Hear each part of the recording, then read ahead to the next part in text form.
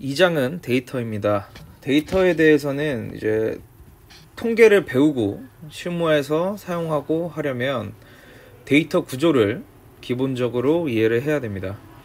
어떻게 통계를 분석을 할지, 아니면 통계 소프트웨어에서 어떤 방식으로 통계 분석을 할지, 이런 것들을 기본적으로 이해하기 위해서 이 데이터라는 거를 우리가 알아야 될 필요가 있습니다.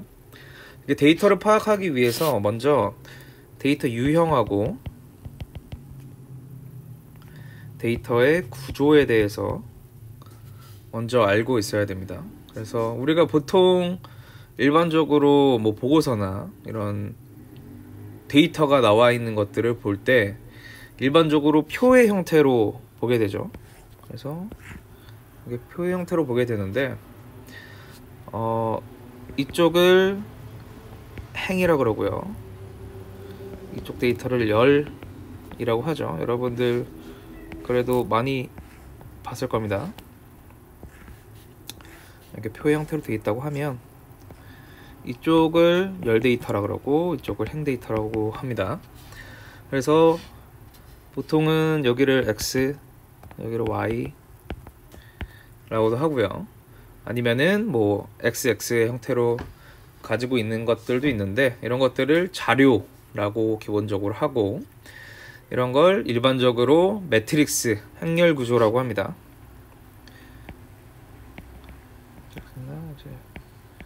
행렬 구조라고 해요. 이런 행 데이터는 보통 케이스라고 하고요, 열 데이터 같은 경우에는 변수나 요인 뭐 이런 단어들로 설명을 하게 됩니다. 우리가 통계학 말고 자료 구조를 대표적으로 사용하는 학문은 이제 컴퓨터 공학 쪽을, 컴퓨터 과학 이런 쪽을 예로 들 수 있는데, 보통 소프트웨어, 그러니까 커말 우리 자격증 딸 때 보통 엑셀을 사용해서 할 텐데, 엑셀은 이런 표가 고정이 되어 있는 형태로 프로그램이 되어 있죠. 그래서 컴퓨터가 입력을 받기 편하게 하기 위한 매트릭스 구조를 가지고 있고요.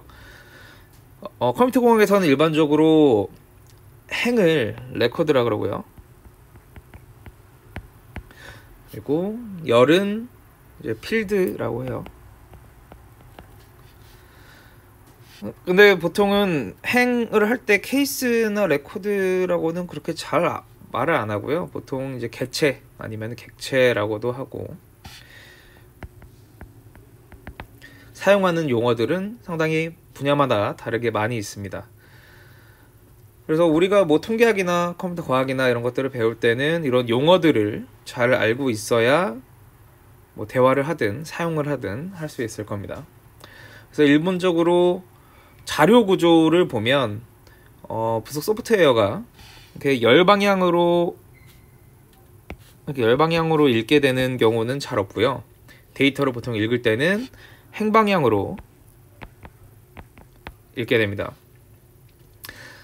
그래서 우리는 이제 데이터를 프로그램을 사용하거나 아니면 이런 표를 만들 때는 어떤 변수든지 아니면 개체를 어떤 곳에다가 놓을지를 잘 생각을 해야 됩니다.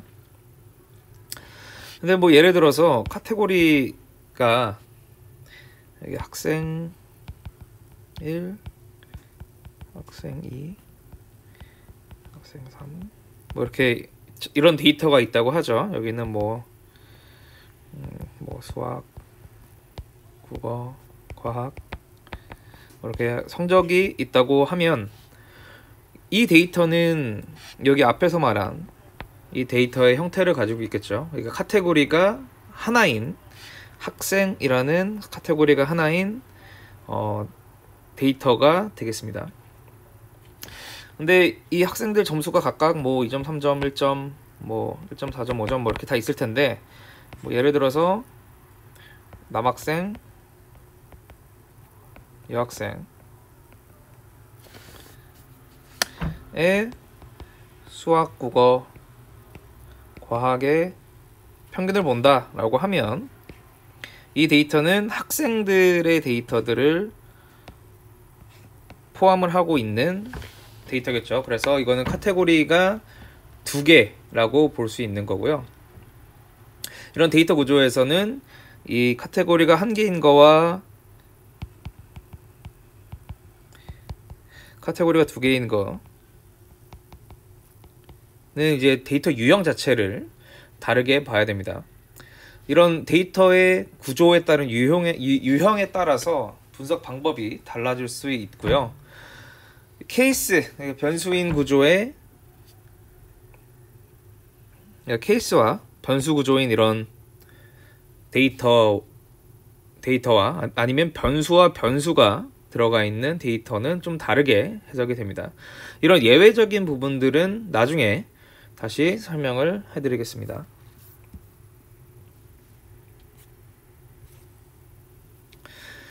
그러면 데이터의 개념을 먼저 살펴보죠.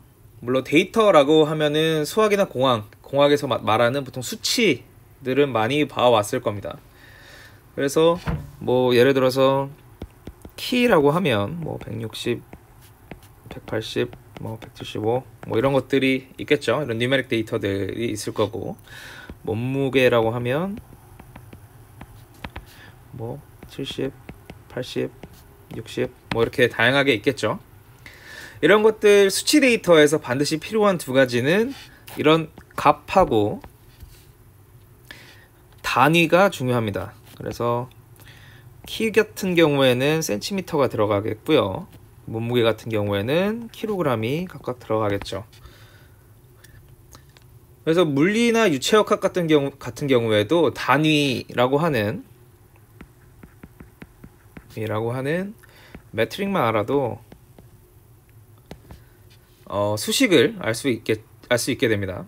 뭐 예를 들어서 뭐가 있을까요? 미터 퍼 세크 제곱이라고 하면 우리는 이것을 길이와 시간으로 구성되어 있는 무언가의 식이다 라고 알 수 있겠죠. 이런 것처럼 이 단위는 상당히 중요합니다. 그러면 우리가 데이터를 구분을 할 수 있는가 라는 것을 보면 단위가 있는 것 없는 것을 먼저 구별을 하면 좋습니다. 어디다 적을까요? 밑에 1번은 단위가 있냐 없냐가 중요하게 생각해요. 그럼 위에 이거를 보면 남녀 이렇게 있으면은 이거는 특별히 단위가 없죠. 그리고 뒤에 회, 뭐 센티미터, 점 이런 것들은 다 단위가 있는 걸 겁니다. 그리고 뭐 대연동, 뭐 남천동, 뭐 사는 거주 지역이겠죠. 이런 것들은 단위가 없게 되고요. 뭐 매우 만족, 보통 불만족, 매우 불만족 이것도 마찬가지로 단위는 없게 됩니다. 그러면은 두 번째로 우리가 데이터를 볼 때 어떻게 구분을 할 수 있게 되냐라고 보면 정량적이냐 정성적이냐로 구분을 할 수 있습니다. 그러니까 우리가 이거를 정확하게 셀 수 있느냐 아니면 없느냐로 구분을 할 수 있는데 남녀 여여 뭐 이런 성별 같은 경우에는 우리가 데이터가 정량적인 데이터는 아니죠. 그러니까 정성적인 데이터라고 볼 수 있고요. 왜냐하면 남녀는 두 개가 수치화할 수 없으니까. 그에 반해서 뭐 10회, 20회, 12회 뭐 이런 거, 키 이런 것들은 다 정량적이다라고 볼 수 있게 되는 겁니다. 그러면 또 데이터 뭐 이런 지역 같은 경우 아니면 매우 만족도 이런 것들은 뭐 정량적이지 않은 데이터가 되겠죠. 그러면 세 번째로 또 뭐가 필요할까요? 밑에 나와 있지만 이산이냐 연속이냐를 볼 수 있습니다. 이산이라고 하면은 서로가 조금 떨어져 있다 라고 할 수 있고요. 연속은 말 그대로 연속된다 라고 하는데 위에 예시로 보면 남녀는 이산 돼 있어요. 네. 그리고 키 같은 경우에는 연속되어 있다고 할 수 있죠. 그러니까 160, 161, 162가 될 수 있고 160.1, 160.2도 들어가 있죠. 그래서 보면은 이렇게 연속적인 데이터다, 아니면은 이렇게 끊어져 있는 데이터냐를 생각하시면 될 것 같습니다. 그러면 이런 데이터들의 평균을 말해보시오 라고 하면, 이걸 좀 위에 썼었어야 되겠네요. 평균을 말해보세요 라고 하면, 평균이라고 하면은 보통 우리는 산술 평균을 많이 얘기를 하죠. 물론 기하 평균이나 조합 평균 뭐 이런 것들도 많이 있지만, 보통 우리가 평균을 대답해보세요 하면은 보통 산술 평균을 많이 이야기를 합니다. 그러면은 이 산술 평균은 대표값이라고 하는데요. 이 위의 데이터들의 대표값은 무엇일까요? 그러니까 남녀 같은 경우에는 산술 평균으로 우리가 계산을 할 수가 없죠. 그리고 뭐 10회, 12회, 23회 이런 횟수 같은 경우에는 우리가 산술 평균으로 계산을 할 수 있게 될 거고요. 이런 것들은 다른 지표로 많이 설명을 하는데, 이거는 조금 뒤에 다시 설명을 하도록 하겠습니다. 그러면 여기 있는 데이터를 구분을 해보자 라고 하면, 우리가 앞에 말했던 단위가 있냐 없냐, 아니면 정량적이냐 정성적이냐, 아니면 이산이냐 뭐 연속이냐에 대해서 데이터를 구분을 하게 됩니다. 연속 이산은 앞에서 설명을 했고, 모수와 비모수 같은 경우에는 보통 단위가 있으면은 모수라고 보통 할 수 있고요. 비모수 같은 경우에는 단위가 없는 경우가 많습니다. 이렇게 설명하는 이유는, 보통 단위가 있는 데이터는 모형, 그러니까 이런 정규분포의 모형을 결정지을 수 있는 값을 가지고 있고요. 단위가 없는 데이터들은 이렇게 모형을 만들 수가 없습니다. 그래서 모수냐 비모수냐를 구분을 할 수 있고요. 그 다음에 정성적이냐 정량적이냐에 따라서도 데이터를 구분을 할 수 있습니다. 그래서 우리가 이번 데이터 통계학 수업에서 배울 내용들은 뭐 눈치를 채셨을 수도 있지만, 연속이고 모수이면서 정량적인 데이터들에 대해서 어떻게 우리가 통계학을 해야 할지를 배우게 될 겁니다.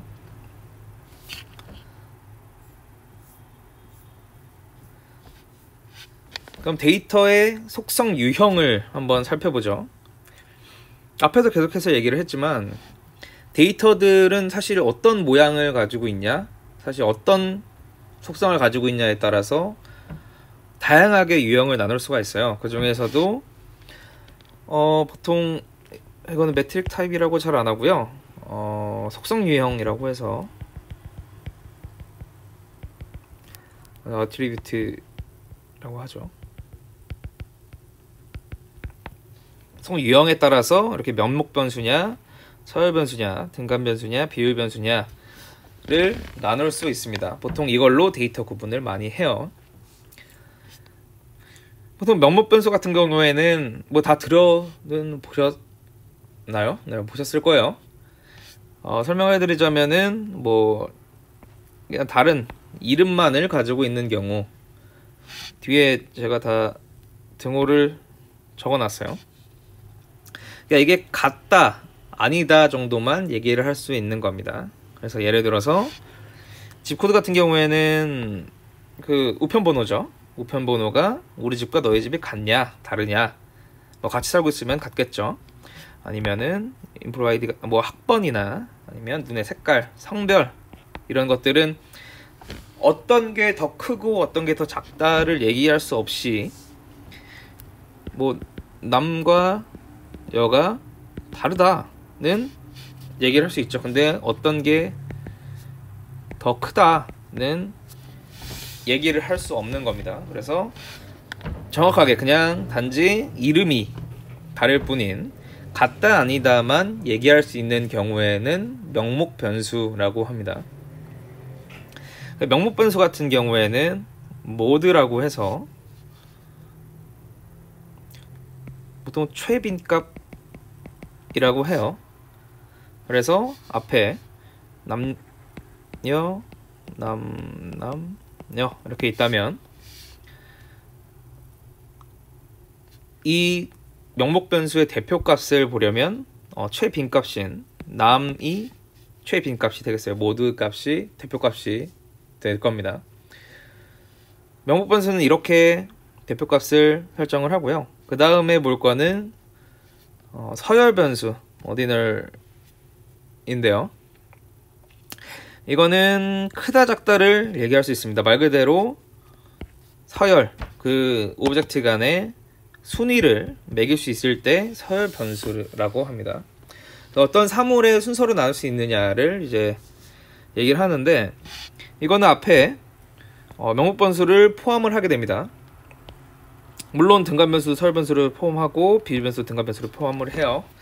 그래서 서열 변수 같은 경우에는 크다 작다 뿐만 아니라 같다 다르다도 성립이 됩니다. 그래서 보통 보면은 좋다, 매우 좋다, 뭐 이런 것들, 만족도라든지 아니면은 우리 A, B, C, D, E, F까지 우리 학점이라든지 이런 것들을 서열 변수라고 할 수 있습니다. 서열 변수 같은 경우에는 좀 이해를 돕자면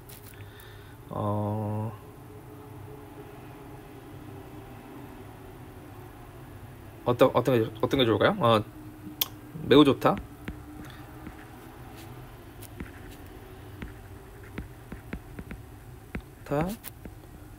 좋다, 보통, 안 좋다, 매우 안 좋다, 뭐 이렇게 있다고 하면 등호 크기는 이렇게 되겠죠. 그렇게 우리가 등호로서 이 단위 데이터를 확인을 할 수 있으면 서열 변수라고 하는 겁니다. 서열 변수의 최빈값, 서열 변수의 대표값은 미디언이라고 해서 보통 중앙값을 얘기를 해요. 그래서 뭐 매우 좋다가 3번, 뭐 좋다가 2번, 보통이 1번인 뭐 설문조사가 있다라고 하면 그 중간값인 좋다가 중앙값인 대표값이 되는 겁니다. 그럼 다음으로 등간 변수라고 하면 이거는 조금 여러분들한테 익숙할 거예요. 그러니까 플러스 마이너스가 되는 겁니다. 그러니까 뭐 예를 들어서 키, 몸무게 뭐 160, 180, 뭐 170 뭐 이렇게 있겠죠. 그리고 몸무게는 뭐 60, 70, 80kg. 그리고 뭐 온도 같은 경우에 뭐 20도씨, 30도씨, 40도씨 뭐 이렇게 등간으로 그 각각의 값 차이에 유의미한 그 밸류가 있는 겁니다. 그래서 키 같은 경우에는 뭐 160에 10cm를 더하면 170cm가 되고 20cm를 더하면 180cm가 되겠죠. 뭐 달력이라고 하면은 뭐 오늘이 며칠이죠? 4월 27일이니까 뭐 4월 28일은 뭐 하루를 더한 것, 아니면 뭐 4월 26일은 27일에서 하루를 뺀 것처럼 이렇게 등간의 차이가 있는 경우에는 이제 등간 변수라고 합니다. 이 경우에는 그 대표값을 우리 평균을 쓰고요. 평균, 여기서 말하는 평균은 기본적으로 산술 평균입니다. 그러면 레이시오는 비율 변수는 뭐냐 라고 하면 조금 더 나아가겠죠. 그 곱하거나 나눌 때 그 비율이 의미가 있어야 되는 겁니다. 이거는 약간 등간 변수와 헷갈릴 수 있는데, 비율 변수 같은 경우에는 절대 온도, 그 마이너스 273도인가요? 그 절대 온도 켈빈을 쓰는 그 온도를 볼 수 있고요. 그러면 여기 이 섭씨 온도는 어떠냐라고 하면, 사실 우리가 20도씨와 30도씨가 차이가 10도씨가 차이가 나지만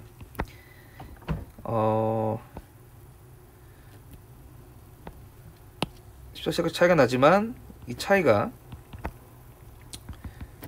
1.5배에 1.5배만큼 더 덥냐라고 하면 그거는 과학적으로는 아닙니다.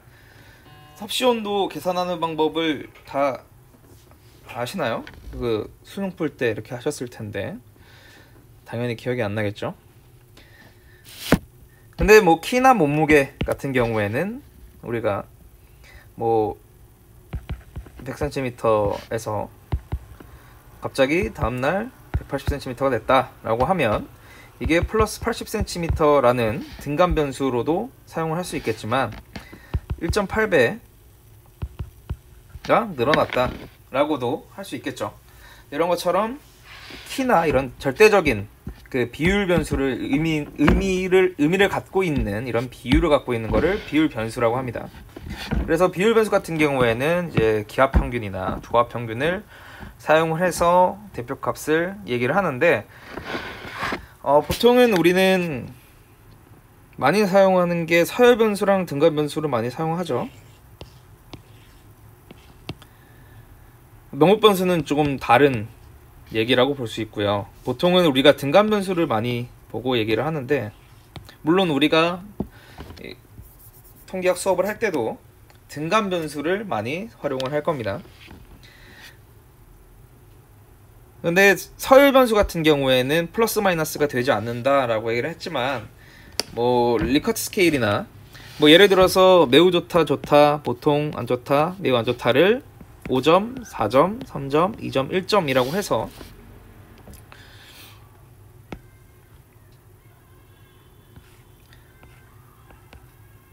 뭐 여기 사람 수라고 하죠. 그러면은 1점, 2점, 3점, 4점, 5점이라고 해서 뭐 그래프가 나타나게 되겠죠. 그래서 보통은 이런 정규 분포의 형태로 우리가 설문조사를 하면 보통이 우리가 계속해서 데이터를 많이 수집하다 보면 결국에는 이런 정규 분포 형태로 띄게 됩니다. 그래서 이 데이터는 뭐 3.4점이 평균이다 라고 하는 경우도 있어요. 그러니까 뭐 보통이다와 좋다 사이에 있다 정도로 그렇게 표현을 하기도 합니다. 이거는 추후에 또 계속해서 배울 예정이고요. 우리 수업에서는 등간 변수와 비율 변수를 대표적으로 배우게 될 거고 뭐 등간 변수가 대부분이 될 겁니다. 그렇지만 이제 명목 변수에 대해서도 여러분들이 데이터 속성 유형에 따라서 어떻게 구분이 되는지 이런 4가지에 대해서는 좀 잘 알고 계시면 좋겠습니다.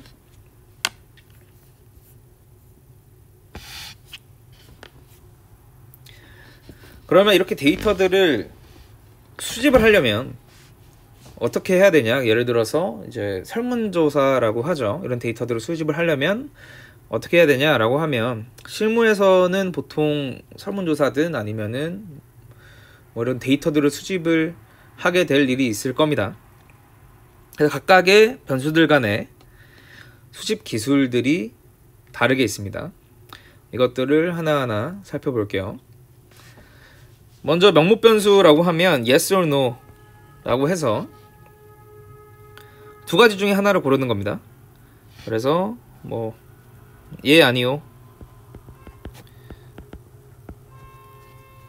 라고 하거나 아니면 남녀 라고 하거나 하는 식으로 설문조사를 할 수 있겠죠. 뭐 당신의 성별은 무엇입니까? 하면 남의 체크하고 당신의 성별은 무엇입니까? 하면 여의 체크를 하게 되겠죠. 2개 다 체크는 하지 못할 겁니다. 그리고 두 번째로는 이제 멀티플 초이스라고 해서 여러 개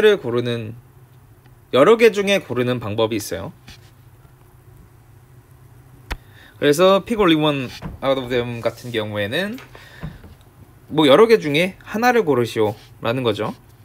뭐 5가지 보기 중에 하나를 내가 고르게 되죠. 그러면 그 다음은 pick K out of N은 이제 뭐 5개 중에 2개를 고르시오, 뭐 이런 거 있겠죠. 시험 문제라고 생각하시면 돼요. 2개 고르시오, 아니면은 모두 고르시오, 이런 문제들이 있죠. 2개 고르시오 같은 경우에는 pick K가 되겠고요.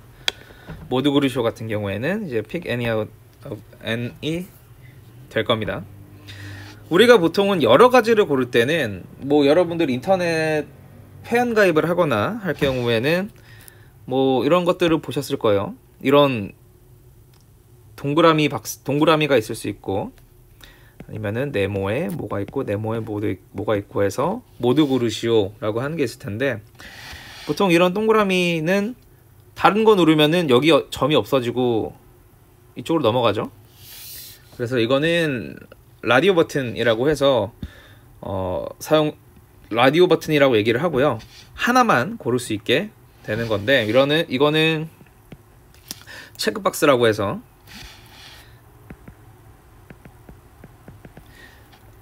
여러 개를 이렇게 골라도 되는 것들이 되겠습니다. 그래서 이렇게 우리는 데이터를 수집을 하게 되고요.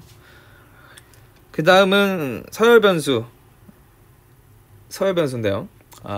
여기서부터는 여러분들이 조금 생소하실 수 있어요. 그래서 잘 들어보시기 바랍니다.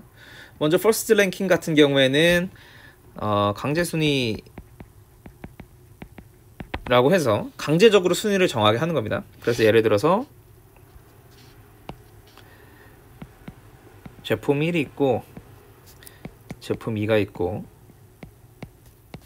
제품 3이 있을 때, 여러분들이 다 이 제품들을 사용을 해봤을 때 여러분들이 사용하기에 가장 좋은 것들을 순위를 매겨주세요, 뭐 이런 것들이 있을 겁니다. 그렇게 해서 그 서열 변수 간에 이 2개는 더하기 빼기가 안 되는 것들이겠죠. 그래서 순위 자체를 매겨주세요 라고 해서 우리가 데이터를 수집을 할 수 있겠고요. 두 번째는 쌍대 비교라고 해서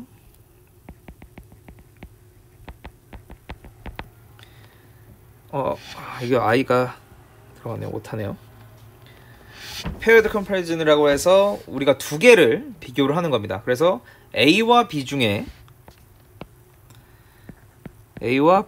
어떤 게 더 좋은가 라고 물어보고, C가 또 있다면 A와 C 중에 어떤 게 더 좋은가, B와 C 중에 어떤 게 더 좋은가 라고 해서 그 서열을 매길 수 있도록 하는 겁니다. 쌍대비교 같은 경우에는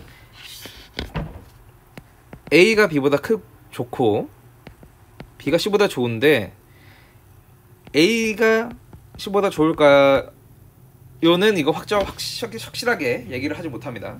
그래서 이거는 각각의 것들을 쌍대 비교하면서 얘기를 하게 되고요. 그 다음이 이제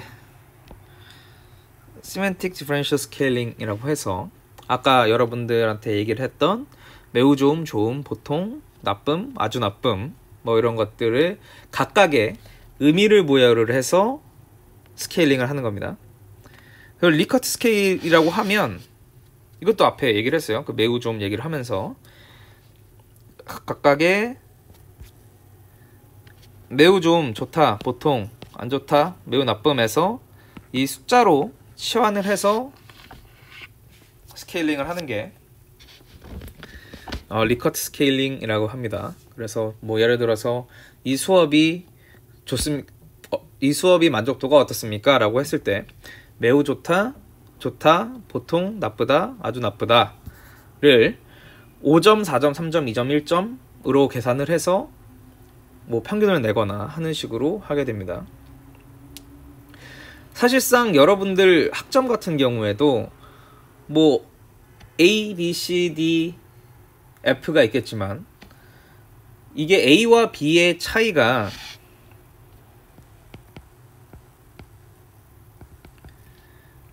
정확하게 같다고 할 수 있나요?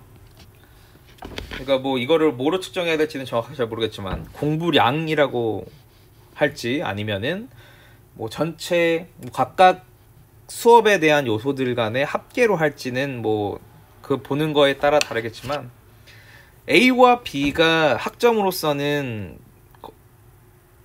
등간 변수로 나타나겠지만 실제로 의미하는 거는 조금 다를 수 있죠. 물론 A 학점이 B보다는 좋다라고도 얘기할 수 있고 B 학점이 C보다는 좋다라고도 얘기할 수 있지만 이거를 숫자로 치환해서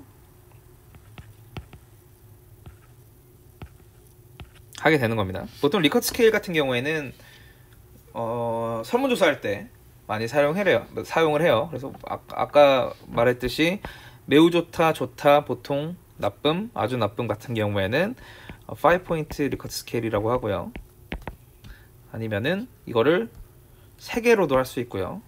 7개로도 나눌 수 있습니다. 이런 식으로 설문조사를 해서 데이터를 수집을 할 수 있게 되고요. 그 다음에 등간 변수라고 해서 바이폴라 어드젝티브 같은 경우에는 이제 온도를 생각하시면 돼요. 온도 같은 경우에는 그 극단을 통해서 같은 간격으로 나누죠. 그래서 우리 섭씨 같은 경우에는 0도씨가 어는 점이고요. 100도씨가 끓는 점이죠. 그거를 그냥 100으로 해서 100등분으로 나눠서 우리가 섭씨 온도를 얘기를 해요. 그래서 엄밀히 말하면은 비율 변수는 아니고 그냥 등간 변수인 거죠. 이렇게 극단을 통해서 어떤 값을 추측하게 되는 방법, 그러니까 이런 걸 수집하는 방법을 이제 바이폴라 어드젝티브라고 하고요. 그 다음이 equal 인터벌 같은 경우에는 뭐 끝단이 없어도 어떤 가운데를 딱 잘라서 이거를 그냥 등분으로 나눠서 등간을 표현을 하는 겁니다. 뭐 온도 같은 경우에는 뭐 두 가지가 다 사용이 됐다고도 볼 수 있죠. 섭씨 온도 같은 경우에는. 그리고 마지막으로 비율 변수에서는 다이렉트 퀀티피케이션 같은 경우에는 직접적으로 그 데이터를 측정을 하는 겁니다. 그러니까 키를 보면은 여러분들이 자를 가지고 어떤 물건의 길이를 잰다거나 아니면 줄자를 가지고 여러분들의 키를 잰다거나 정확하게 우리가 직접 측정을 하게 해서 데이터를 수집을 하는 거고요. 콘스탄트 썸 스케일링 같은 경우에는 뭐 키라고 하기엔 좀 그렇지만 뭐 어떤 것들을 전체적으로 측정한 후에 이 전체 값을 총합을 100으로 하고 뭐 A 같은 경우에는 뭐 20, B 같은 경우에는 40 뭐 이렇게 데이터를 수집을 하는 경우입니다. 그리고 레퍼런스 얼터너티브 스케일링 같은 경우에는 어떤 기준을 정한 다음에 상대와의 그 차이를 비율적으로 측정을 하는 겁니다. 그래서 뭐 예를 들어서 A 같은 경우에는 이쪽으로 가면 B가 이만큼 떨어져 있고 C 같은 경우는 이쪽으로 가고 뭐 D 같은 경우는 더 멀리 떨어져 있고 이런 식으로 그 상대와의 차이를 비율적으로 측정을 해서 데이터를 수집하는 방법입니다. 그래서 우리 깜짝 연속 문제, 우리 중간고사를 안 봤으니까 간간히 이제 과제를 작성을 할 겁니다. 그래서 이거는 RMS에 올려주시면 될 것 같고요. 각각의 문제들이 어떤 변수이고 변수의 형태가 어떻게 되고 우리가 이 데이터를 수집하기 위해서는 어떤 방법을 사용해야 되는지를 간략하게 적어주시면 됩니다. 제가 다 말했던 부분에서 다 나올 거고요. 그리고 하나하나 잘 생각해서 해보시기 바랍니다. 데이터에서 가장 중요한 부분이라고 생각하시면 돼요. 이렇게 명목 변수나 서열 변수, 등간 변수, 비율 변수가 무엇인지, 이 데이터가 어떤 유형의 변수인지를 확인하실 수 있어야 됩니다. 그래야 우리가 어떤 통계 방법을 사용할지, 어떤 통계 방법을 적용할지를 판단을 하고 실제로 소프트웨어를 하거나 아니면 데이터를 구조화하거나 할 수 있으니까 이 부분은 좀 잘 기억해 주시고요. 다음 수업부터는 기술 통계학을 진행하도록 하겠습니다.